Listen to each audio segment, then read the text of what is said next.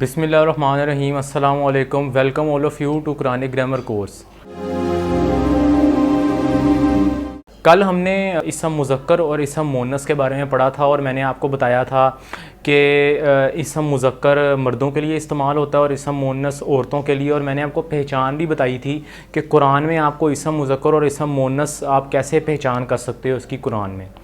تو اور ہم نے کچھ ایکسیپشنز پڑھی تھیں انفوگرافک ویو میں، اور اس کے بعد قرآنک ایگزامپلز پارٹ 3 میں ہم نے کچھ ایسے واحد دیکھے تھے جن کے جمع آپ کو قرآن میں مل سکتے ہیں. تو اور وہ بھی ایکسیپشنز ہی تھیں جن کے آخر میں تن نہیں آ رہا تھا لیکن وہ پھر بھی مؤنث تھے. یہ ہم نے کل پڑھا تھا. آج لیکچر نمبر 4 میں ہم سمپل پڑھیں گے کہ کیسے آپ واحد سے جمع بنا سکتے ہو، یا ان ادر ورڈز آپ کو قرآن میں آپ کیسے پہچان کرو گے کہ یہ جو ورڈ لکھا ہوا ہے یہ جمع ہے.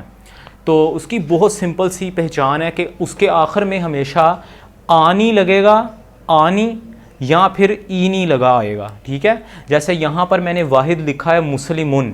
ٹھیک ہے، تو اس کی جو آپ کے پاس جمع بنے گی وہ ہمیشہ مسلمانی بنے گی. ٹھیک ہے، اور اس جمع کو ہم کیا کہتے ہیں؟ تثنیہ کہتے ہیں. تثنیہ کیا ہوتا ہے؟ ڈوئل. ٹھیک ہے، دوہرا، یعنی دو جانداروں کے لیے یا دو چیزوں کے لیے یہ استعمال کیا جاتا ہے. اس کو ہم تثنیہ بولتے ہیں. سب سے پہلے اگر آپ کے پاس یہ ورڈ لکھا ہوا ہے مسلمن، ٹھیک ہے، آپ غور کر رہے ہو کہ یہ ایک تو اسم عام ہے، اس کے آخر میں تنوین ہے. یہاں پہ آپ ایک اور بات نوٹ کرو کہ یہ آپ کے پاس حالت پیشی کے اندر ہے کیونکہ اس کے آخری حرف پر پیش ہے. تو جب بھی کسی اسم کے آخری حرف پر پیش ہے وہ حالت پیشی میں ہوتا ہے، اور اس کی ہم جمع ایسے بناتے ہیں کہ اس کے آخر میں ہم آنی لگا دیتے ہیں، الف اور نون. ٹھیک ہے، آنی لگا دیتے ہیں، یہ اس کی جمع ہوگی. اور مسلمون کا معنی ہوتا ہے ایک مسلم مرد، اور مسلمانی کا مطلب ہوتا ہے کوئی دو مسلم مرد. ٹھیک ہے، تو یہاں پر آپ دیکھو کہ یہ اسم عام ہے اور اس کے ترجمے کے ساتھ ہم کوئی لگاتے ہیں. تو آپ یہ بھی بات نوٹس کرنا کہ میں نے آپ کو لاسٹ لیکچر میں ایک اور بات بتائی تھی کہ آپ اس کے اندر کچھ کی ورڈز استعمال کر سکتے ہو اسم عام میں. وہ کوئی ہے، کوئی ایک ہے، خالی ایک ہے اور کچھ ہے. تو یہاں پر آپ دیکھو ایک آیا، یہ کی ورڈ ہے، اس کا مطلب یہ اسم عام ہے. اسی طرح یہ ایک کی ورڈ اور یہ بھی ایک کی ورڈ. ٹھیک ہے، تو یہ تینوں میں نے کی ورڈز جو ہیں لکھے ہیں یہ اسم عام کو ریپرزینٹ کر رہے ہیں. اور اسی طرح یہاں پر جو کوئی ہے یہ بھی ایسا کی ورڈ ہے جو آپ اسم عام کے ساتھ ہی لکھا کرتے ہو.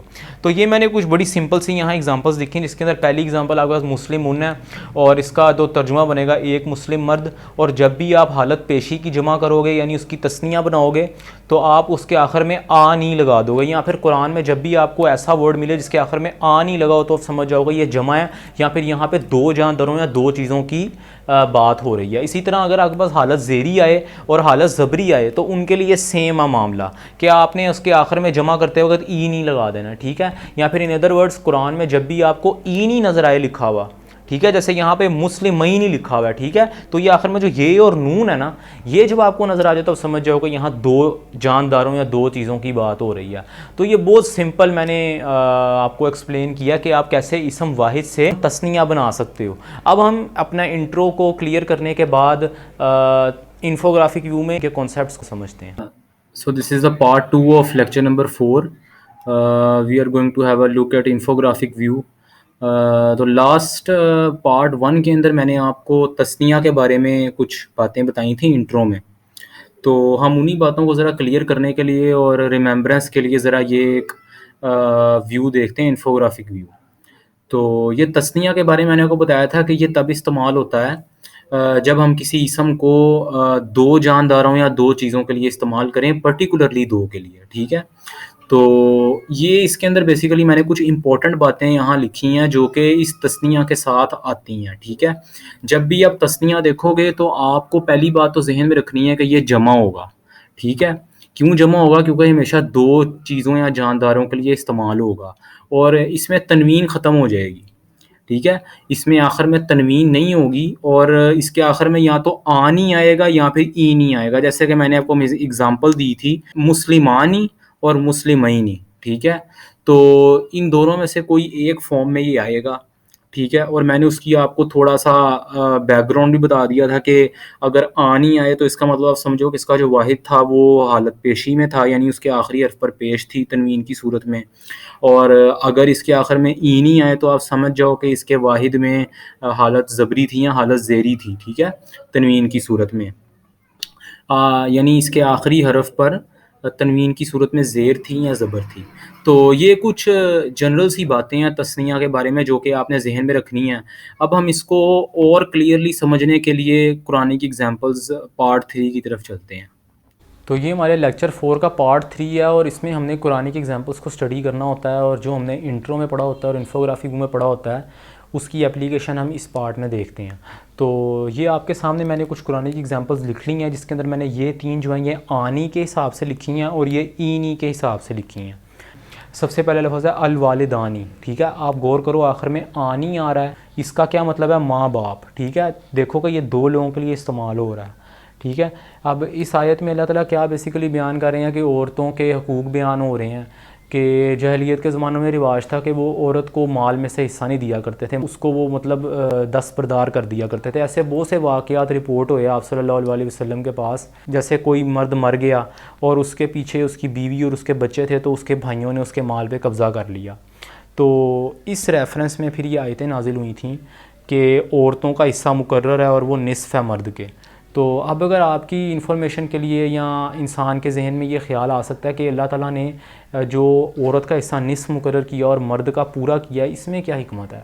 تو اس میں یہ حکمت ہے کہ اب دیکھیں جو مرد پر ذمہ داریاں مالی وہ عورت پر نہیں ہیں، جیسے مرد نے حق مہر دینا ہے اور مرد پر اور بھی بڑی ذمہ داریاں ہیں، وہ عورت پر نہیں ہیں۔ تو اسی طرح اگر اللہ تعالیٰ مرد کا حصہ نصف مقرر کر دیتے تو پھر مرد کے ساتھ زیادتی ہوتی، تو اس لیے اللہ تعالیٰ نے عورت کا حصہ نصف مقرر کیا اور مرد کا 1 مقرر کیا۔ تو نیکسٹ جو ہمارے پاس اگزامپل ہے وہ طائفتانی ہے، اس کے آخر میں اب دیکھو آنی آ رہا ہے۔ یہ جو لفظ ہے میں نے سورہ حجرات کی آیت نمبر 9 سے لیا ہے، اور اس کا جو مطلب ہے 2 جماعتیں، ٹھیک ہے، 2 آپ دیکھو یہاں پہ آ رہا ہے، اور اب یہ بھی غور کرو کہ آنی آ رہا ہے، ٹھیک ہے۔ جب بھی کسی لفظ کے ساتھ آنی یا اینی آئے تو آپ سمجھ جاؤ کہ یہ جمع ہے، ٹھیک ہے، یہ ہر صورت میں جمع ہے۔ اور یہ اس آیت میں اللہ تعالیٰ کیا بیان کر رہے ہیں؟ اس آیت میں اللہ تعالیٰ بیان کر رہے ہیں کہ جب 2 گروہ آپس میں لڑیں تو تم ان میں صلح کروا دو، اور اگر ایک گروہ جو ہے وہ دوسرے پر زیادتی کرے تو تم دوسرے سے لڑو جب تک کہ وہ سیدھی راہ پر نہ آ جائیں۔ تو اس آیت کے اندر بیسیکلی یہ بیان ہو رہا ہے۔ اگلی جو میں نے سورہ انفال سے آیت لیا، آیت نمبر 48، وہ فیاتانی ہے، اس کا بھی مطلب دونوں جماعتیں ہیں۔ تو اس کے پیچھے بھی اس آیت کی بیک گراؤنڈ پہ ایک واقعہ آیا کہ مشرکین مکہ جو تھے جب وہ جنگ بدر میں جانے لگے تو ان کے پاس شیطان آیا، اور وہ بڑے پریشان تھے مشرکین مکہ، کیونکہ قبیلہ بکر جو تھا وہ جن سے ان کی پرانی دشمنی چلی آتی تھی، تو وہ پریشان تھے کہ کہیں ہم پر یہ پیچھے سے حملہ نہ کر دے جب ہم وہاں لڑنے جائیں، تو یہ ہمارے گھروں پر حملہ نہ کر دیں۔ تو شیطان نے ان کو کہا کہ میں تمہارے ساتھ ہوں، میں تمہارا محافظ ہوں، تم پریشان نہ ہو، اور تمہاری فوج پر کوئی غالب نہیں آ سکتا آج کے دن۔ تو وہ یہ باتیں جو اس نے ان کو کہیں، یہ ان کا سردار تھا سراقہ، ان کے روپ میں آ کے اس نے ان کو یہ باتیں کہیں، اور اب وہ چلے گئے۔ جب وہ وہاں پہنچے تو یہ جو تھا یہ مکر گیا اور یہ بری ہو گیا ان سے، اور کہنے لگا کہ تم جو میری آنکھیں دیکھ رہی ہیں وہ تم نہیں دیکھ رہے، اور یہ کہہ کر یہ وہاں سے چلا گیا۔ تو جب وہ ہار کر واپس آئے تو اپنے سردار کے پاس گئے اور اس کو کہا کہ تم نے ہمارے ساتھ بڑی دھوکے بازی کی ہے۔ تو وہ یہ کہنے لگا کہ میں نے تو تم سے ایسا کچھ کہا ہی نہیں ہے، اور میں نے تو کچھ بھی نہیں بولا تم سے ایسا، تو کیونکہ اس نے بولا بھی نہیں تھا، وہ تو شیطان بھیس بدل کر آیا تھا۔ تو یہ جو واقعہ ہے یہ بیسیکلی حافظ ابن جریر نقل کرتے ہیں یہ والا واقعہ۔ تو یہ اگلا جو ہمارے پاس لفظ ہے الاختینی، آپ دیکھو کہ یہ تینوں لفظ میں نے اینی سے لکھے ہیں، ٹھیک ہے، یہ آنی تھا ان کے آخر میں اور یہ اینی ہے، فرق کچھ بھی نہیں ہے، یہ بھی جمع تھے اور یہ بھی جمع ہے۔ یہ جو لفظ ہے ہمارے پاس یہ الاختینی، ٹھیک ہے، آپ دیکھو کہ اس کے آخر میں عینی آ رہا ہے اور 2 بہنوں، ٹھیک ہے، اس کا مطلب یہ ہے، اور 2 کے لیے اب دیکھو استعمال ہو رہا تو یہ تثنیہ ہے، ٹھیک ہے۔ تو اس میں بیسیکلی اللہ تعالیٰ وہ آپ کے نسب سے ان 7 رشتوں کے بارے میں بیان کر رہے ہیں جن سے آپ نکاح نہیں کر سکتے، ٹھیک ہے، جن میں آپ کی بیٹی، آپ کی پھپھی، آپ کی خالہ، آپ کی بھتیجی، آپ کی بھانجی، آپ کی ماں اور آپ کی بہن، ٹھیک ہے، یہ 7 بیسیکلی رشتے ہیں جن سے آپ نکاح نہیں کر سکتے، جن سے نکاح جائز نہیں ہے۔ تو اگلا جو ہمارے پاس لفظ ہے یہ عینین ہے۔ آپ کو اگر یاد ہو تو میں نے آپ کو یہ دونوں لفظ لاسٹ لیکچر میں پڑھائے تھے اور میں نے یہ بولا تھا کہ یہ دونوں جمع میں آئیں گے, ٹھیک ہے, جب بھی قرآن میں آئیں گے.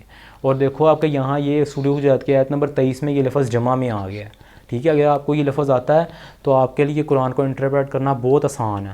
اسی طرح یہ جو اگلا لفظ تھا ہمارے پاس عینین, ٹھیک ہے, یہ بھی جمع کی فارم میں آیا. اس کا میں نے لاسٹ لیکچر میں آپ کو مطلب بتایا تھا کہ یہ آنکھ اس کا مطلب ہے اور جمع میں آنکھیں ہو جائے گا. تو عینین چونکہ وہ تثنیہ ہے اس لیے 2 آنکھیں. یہ جو ہمارے پاس اگلا لفظ ہے شہرین, ٹھیک ہے, آپ دیکھو اس کے آخر میں عینی آ رہا ہے اور اس کے بھی معنی 2 مہینے, ٹھیک ہے. تو اسی طرح یہ بھی لفظ جو ہے ہمارے پاس اب دیکھو کہ اس میں 2 استعمال ہو رہا ہے, ٹھیک ہے. اور یہ اسی طرح ہم نے یہ والی جتنے بھی یہ سارے لفظ پڑھے ہیں آپ نے غور کیا ہوگا کہ یہ سارے لفظ جو ہیں یہ جمع کی صورت میں آ رہے ہیں. آج کے اس لیکچر 4 میں ہم نے جمع کو ہی پڑھنا تھا, ٹھیک ہے, جس کو ہم پرٹیکولرلی 2 جانداروں یا 2 چیزوں کے لیے استعمال کرتے ہیں, اس کو ہم تثنیہ کہتے ہیں, ٹھیک ہے. یہ ہم نے آج پڑھا ہے اور یہ اس کی کچھ قرآن کی ایگزامپلس تھیں. اب ہم لیکچر 5 میں ملیں گے. اپنا خیال رکھیں. اللہ حافظ.